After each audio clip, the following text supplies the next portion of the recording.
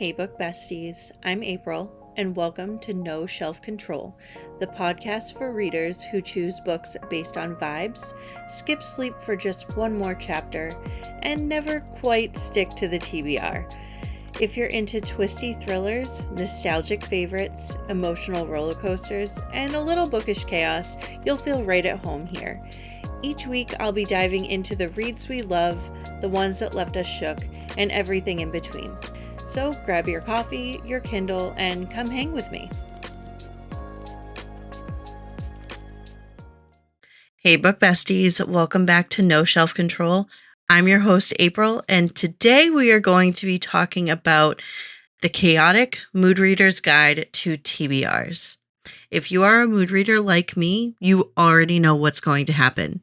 If you're not, buckle in. We're going to talk all about what this life is like. The chaos of a TBR really has the vibe of messy stacks of books lined up all throughout your home, impulse purchases, and the list of TBRs that just seems to be and truly is never ending. And if you're looking for just a little more chaos in regards to your TBR, I encourage everyone to please go on Fable and join the No Shelf Control book club. We are currently reading The Love of My Afterlife by Kirsty Greenwood. It is only the beginning of September still. There's still plenty of time to read, even if you haven't joined yet. So click on the link in the show notes to get that started. So today we're going to start with what a TBR actually is. So TBR stands for to be read. This could be a list, it could be a stack, it could be on shelves, or it could even just be your vibes. For a mood reader like me, I don't have a stack of books in order saying, okay, well, this month, these are the ones I'm going to read. But for some readers out there, you do have a stack of books and you say, okay, these are my September reads that I'm going to have. That's fantastic. But it's not the same for everyone. TBR can mean many different things and be many different things when it comes to what is to be read by a reader. So first, let's think of the physical pile. Physical pile, like the books behind me, I mean, most of these I've already read, but that could be a stack of your TBR, the stack that just keeps on growing, book on book on book, and they're actually just sitting there waiting for you. Then you have your virtual TBR. This could be a list of books that you want to read, and they are linked on your Goodreads or your Storygraph, your Fable. It could also be the books that are stored on your Kindle. And it could also be a fantasy pile, which is just books that you keep saying you'll read someday. They could be on your shelf or just in your head, but it's the books that year after year you keep saying, yes, I want to read this. And then you get distracted by something else, or you start a different type of book, or you forget about it and you think about it when you're not in the mood to read it. The TBR is never ending and really has many meanings. So my TBR right now is absolute chaos because as I look around the room I'm in, stack of books over there, stack of books right next to me, stack of books on that table over there. My Kindle is somewhere with books in it. I mean, and I'm sure there's other books in this house. I have a bookshelf downstairs. I've got the books behind me. Majority of the books behind me, if you're watching, most of those I've read, but everywhere I look in this house, there are books that I know I purchased with the intent to read immediately or very, very soon. And it could be a couple of years before I actually read that book. So I call it organized chaos, but it's chaos nonetheless. And to lean a little bit into the struggle of a TBR, I'm going to discuss why mood readers like myself cannot stick to a traditional structured TBR. Do I have a list of books on my Goodreads that I want to read? Yes. Do I have stacks of books all over the place that I want to read? Yes. But I cannot stick to a list. The only time I stick to any kind of list or recommendation is if I have a book that I have to read, like one I borrow from the library. I'm on time constraints there, or one for my book club. Have to read that before I go to book club. There's no getting around that. But majority of the time, I am a mood reader. I have to be in the mood to read something. And sometimes I'll DNF a book if I start it and realize I'm not in the mood for this. Will I pick it up another time? Probably. But it depends on my mood. And if it takes me too long to start reading a book and I've only get a few pages in every now and then, I'll probably DNF the book for now as well because I couldn't get into it. And by the time I had time to read it, it wasn't my vibe anymore. It's very complicated to be a mood reader. And if you are a mood reader like me, you understand. And don't get me wrong, I've tried to plan a TBR. I have tried to give myself a TBR and say, okay, these are the books I'm going to read. And I didn't necessarily do, I'm going to read this month. It was, I'm going to read these this summer. I have so many books that I put aside that I wanted to read all summer long. You know, those nice beach reads, the ones that have to do with the summertime. The list goes on. I have so many. Did I read a lot of summer books this summer? Yes, absolutely. Did I read a lot of beach read books this summer? Yep, I did. But I still have at least 5 or 6 floating around that I did not get to. And that is because as I'm reading, I can read 1 or 2 or maybe even 3 of those style books in a row or any style together in a row. But then I need to change it up. Then my mood changes. Will I read them anytime before next summer? Probably. I'm not a stick to the fall, stick to the winter kind of girl. I tried that. As we saw, it did not work. I still read all kinds of other books during the summer. So I will be reading them throughout the year as it goes at random. Then, of course, there's the whole trip to the library. And, you go in for one book. You know what you want, or maybe you don't.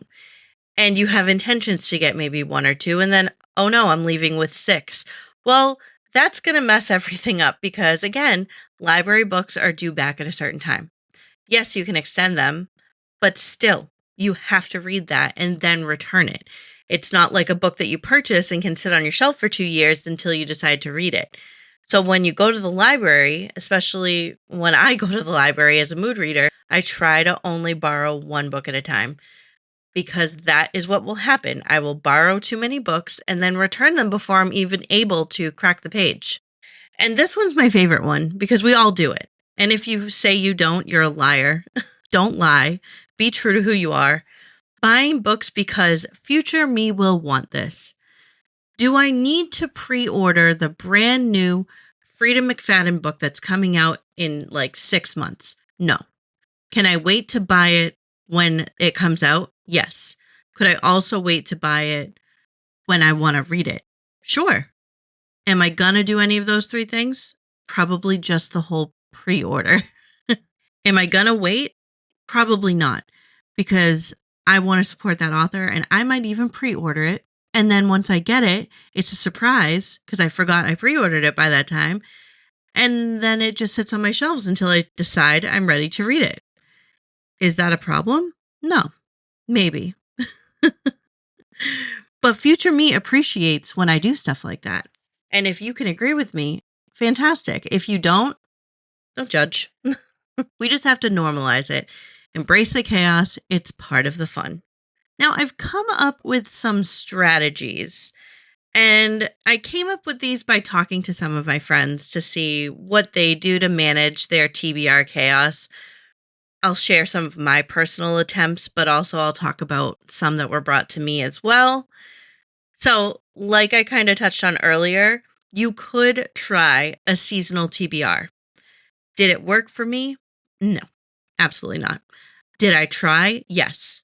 And I read like 3 or 4 beach reads in a row. Then I would read some other type of genre, and then I'd read another beach read. So I did read a lot in the summer because sometimes it's just, again, the vibes.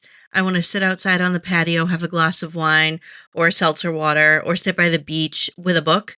Absolutely. It's not going to be a thriller. It needs to be a beach read. But if I'm just bored and want to read a book and maybe I want to stay awake, I'll read something that's going to suck me in and I'll read it in one sitting. That's probably a thriller.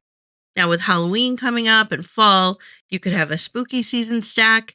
Now, it doesn't necessarily mean that you have to stick to it. You could just have it there for when you're feeling the vibe of the season. Pick up the book and start reading. There's also a rolling TBR. I know that's kind of what I have. It's not a monthly thing, it's just a running list of books that are to be read in no particular order whatsoever. That's how I roll. No pun intended. Another one that a friend had mentioned that I actually tried this summer and it did work was the pick three rule. You choose three books that you're in the mood for and you rotate them.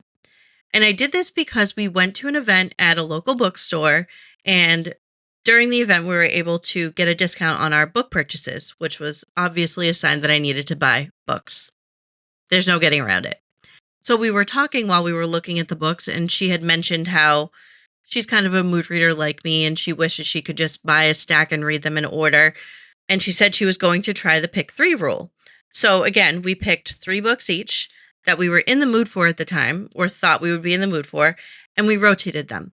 And it worked. It did work. It was only three books and they weren't the same genre, which probably helped because sometimes if I read too many genres in a row, I can send myself into a book slump and then that just defeats the whole purpose. But these three books, one was a thriller, one was a historical fiction, and one was a women's fiction. So, with all of those, I was able to kind of just read the descriptions and pick which one I wanted to start with. And then once that one was done, go back to the other two and so on. So, it did work. Will it work for everyone? No, of course not. This is just a suggestion. But I loved that idea because it wasn't like your never ending TBR of like 8 books that you want to read. This one was just three books that you purchased or borrowed from the library or had on your shelf, put three in a stack and say, okay, I'm going to read those three next, one after the other. Try it. Another suggestion I have definitely tried and failed at was a TBR jar or a wheel of fun type of situation where you put all of your TBR books on like a wheel that you can spin or in a jar that you can pick it out of. And as much as I love that, I think it's fantastic. I can never stick to it because if I pick a book out of it and I'm not in the mood for it, I'm not going to read it. So if you're not a mood reader and you want to try that, I highly recommend it. But if you're a mood reader, just be prepared. You might pick something out that you're not really in the mood to read. And of course, there's buddy reads that you can do with your friends that also hold you accountable, kind of like a book club. So actually, we'll say buddy reads and book clubs are great strategies that sometimes work when it comes to managing your TBR. Like I said earlier, book club, we're required to read a certain book by a certain time. And buddy reads, if you're reading along with a friend, you're going to set expectations and you're going to hold yourselves accountable to that. And these are all great ways to just try and figure out how you can manage the chaotic TBR that you have and maybe stick to some kind of a plan. So now I want to encourage all of my listeners to share their own TBR chaos with me. And it's really just out of curiosity because I'm very curious to see what other people think about this topic. Do you make the list every month or do you just vibe it out and pick based off of your mood? Send me your biggest abandoned TBR list. I want to know I'm not alone because, like I said, I have stacks and stacks of books and I have a whole bookshelf and everything in between. And there are countless books that I purchased with intent to read soon and still haven't because something else caught my eye or I wasn't in the mood or whatever. So that is what I would like all of you to do is just give me some ideas. Do you have any suggestions to also add into what I had? And this is something you can send me a DM, you can comment on the podcast, or if you want to join the No Shelf Control Book Club on Fable, you can start a chat there and we can compare our TBRs.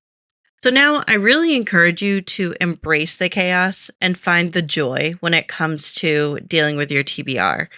I want to reframe the TBR itself. Think of it as not a burden. It's actually an abundance. It's your list of hopefuls. I've actually seen that term online a lot lately and I really like that because it's not an expected term. It's literally just your list of hopefuls like you hope to read those books this month, this year, whatever your mentality is. And yeah, if you have a giant TBR like me, with stacks of books everywhere. Think of that as endless possibilities and excitement. There's nothing better than starting a new book, but isn't it great that you have so many to choose from? Personally, I think it's fantastic to have so many books to choose from because if I'm not in the mood to read the only few books I have left that I haven't read yet, what am I going to do? Now I have to either go to the library and borrow a book or download one on my Kindle or purchase one online or go to the bookstore, and I don't really know what I'm looking for. At least with a TBR, an actual physical or virtual TBR that I have, I can go through what I have and pick one from that smaller list than the endless possibilities at a bookstore. So I'll give a personal story. There was a book that I read last month. I talked about it on the last episode, The Last Letter by Rebecca Yarros. So that book I purchased on a whim probably a year ago, to be honest. And it had just been sitting on my shelf that whole time. I knew that it was an emotional book. I knew that it was a very emotional book. So, because of that, when I purchased it, I wasn't really in a space to read an emotional book. I didn't feel like being upset. So, I pushed it off to the side. But then recently, I just kept seeing it online over and over and over. And I said, okay, maybe I should just give it a try. I had heard good things, but I had not heard how amazing this book was. So, I just randomly grabbed it off my shelf and decided I'm going to read this. I'm going to stop putting it off. I'm just going to read this book. And it became one of my top favorite books of all time. Yes, it was emotional. Did I cry? Like a baby. I sobbed. But it was such a good book. The writing style, the characters, everything was wonderful. And if I hadn't just decided one day to just be like, you know what? Screw it. I'm going to just grab this book off my shelf without even being like, oh, I'm in the mood for a good cry. That wasn't my mentality. It was just, okay, it's time to read this. I'm so glad I did that. I am so glad. That book will stay with me for the rest of my life. It had a really strong impression on me, very emotional, but also it was just such a great book. I encourage everyone to read it. The other way to embrace all of this is think of your TBR like a buffet. Pick what looks good that day. It's kind of what I did in the story I just told you. I just decided, you know what? I'm just going to grab this one. It looks good. Judge a book by its cover. Don't even read the description. Surprise yourself. Make it fun. So, to recap today's episode, TBRs are messy, but honestly, that's what makes them joyful for mood readers. And I think everybody, no matter the style of your TBR, can agree with me on that. Thank you all so much for listening today. I have had so much fun talking about TBRs. I encourage everyone to subscribe, share the podcast, join the book club, and please follow us on social media. So thank you again for joining, and don't forget, no shelf control is highly encouraged. Bye.